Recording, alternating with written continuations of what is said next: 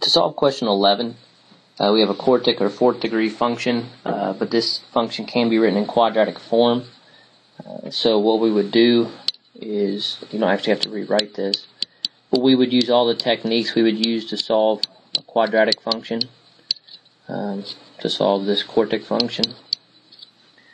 Okay, so we could use either factoring techniques, in this case AC method, guess and check, or the quadratic formula. Just keep in mind, if you did the quadratic formula, instead of being x equals negative b, it would be x squared. I'm going to factor, and the reason I know this can factor is according to the AC method, we're looking for numbers that can multiply together to give us a times c, which is 36, and add together to give us b.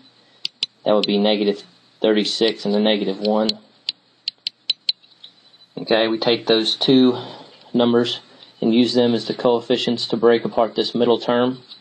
So we would have 4x squared squared, I'm just going to write this as 4x to the fourth, minus 36x squared minus 1x squared. So we haven't changed the value, but we took a 3-term polynomial to a 4-term polynomial.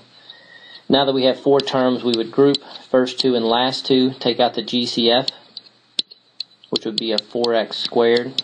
We're left with x squared minus 9. Pull out a negative 1, we're left with x squared minus 9. These binomials are identical, so that's good, so it can be factored using grouping. So we have 4x squared minus 1 times x squared minus 9.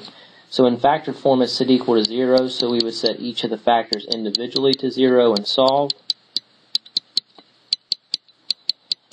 And to solve here, you would take plus or minus the square root. When you take the square root of a fraction, it's the square root of the numerator and the square root of the denominator, so that's plus or minus 1/2. Here, x squared minus 9 equals 0, so x squared equals 9, square root plus or minus the perfect square, so x equals plus or minus 3.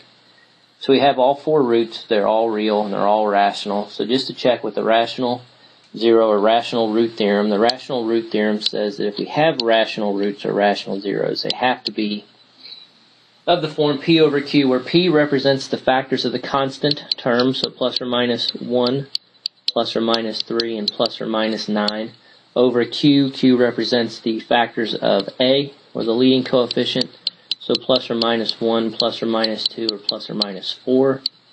You don't need these plus or minuses here, although they would be part of the factors. It would be redundant because we already have them in the numerator. So if you look here, the plus or minus 3, here's the plus or minus 3 over 1.